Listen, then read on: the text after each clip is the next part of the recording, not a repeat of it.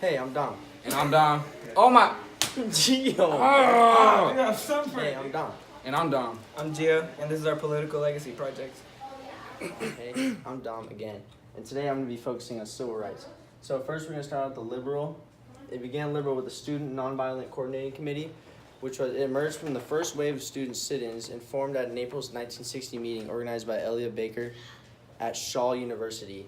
And this is an example, this is liberal because it's an African-American way of trying to make their lives better and get away from the traditional white men values. Continuing on here with the Civil Rights Restoration Act of 1987, and this is another example of a liberal kind of act because what it is the U.S. Legislative Act that specified that recipients of federal funds must comply with civil rights law in all areas. And the reason this is liberal is because recipients have to abide by civil rights law. So moving on again, we have the Civil Rights Act of 1991, which is another example of a liberal act because what it is it's the U.S. labor law passed in response to the U.S. Supreme Court decision that limited the rights of employees who had sued their employers for discrimination.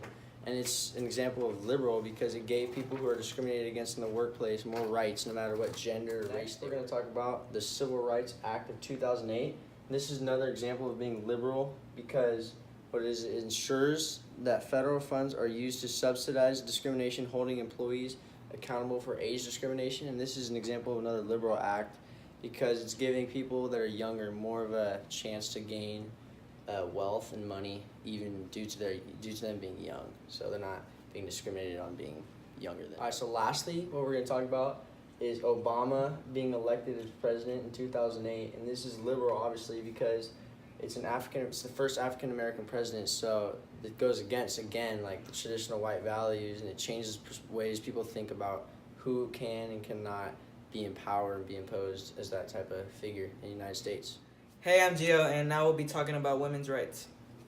First, we'll be talking about the new right. It's a conservative movement in response to liberal counterculture. It says that women should remain subservient to men, which means like they should obey their man. Yeah.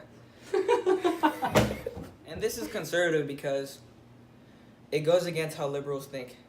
All right, now we'll be talking about Roe vs. Wade. Roe vs. Wade was when the U.S. Supreme Court affirms the legality of a woman's right to have an abortion. This is liberal because it is giving women a say in what they want. To the Equal Rights Act of 1982. I think it's 1982. Oh, okay. You're right. My bad. Bruh.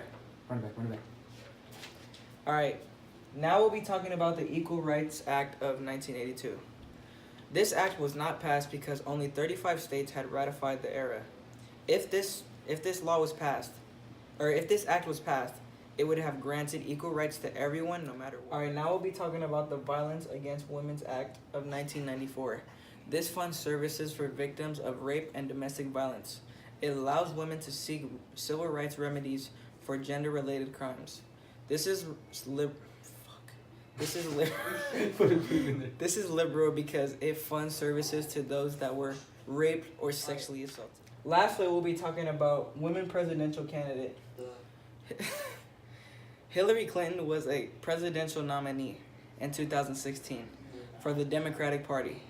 This is liberal because a woman is running for president, and this demonstrates women can have power just like men. I'm Dom again, and I'm going to be talking about foreign policy. We're going to start out with the Immigration Act, the Immigration and Naturalization Act of 1965.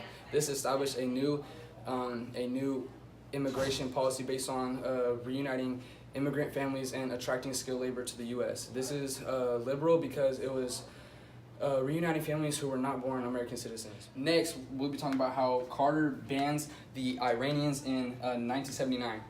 Carter orders 50,000 Iranians in the U.S. to report to the immigration office with view to deporting those in violation of their visas. 15,000 were forced to leave. This is conservative because it is not accepting of the other races besides Caucasians. Your handwriting is messed up. The Immigration Reform and Control Act of 1986. This made it illegal to hire or recruit illegal immigrants unknowingly. This is conservative because it was not accepting of other cultures besides the white culture. We're going to talk about the Real ID Act of 2008. This changed visa limits, lightened restrictions on asylum applications, and made it a lot easier to exclude suspected terrorists. This is conservative because it gave the U.S. more of an opportunity to deport suspected terrorists. We're going to be talking about the Trump wall built in 2017. Trump signed 2 executive orders directing the construction of a wall on the U.S. and Mexico border. This is conservative because it prevented non-whites from coming into the country. Why, hello there. Thank you guys for listening to me and my friends.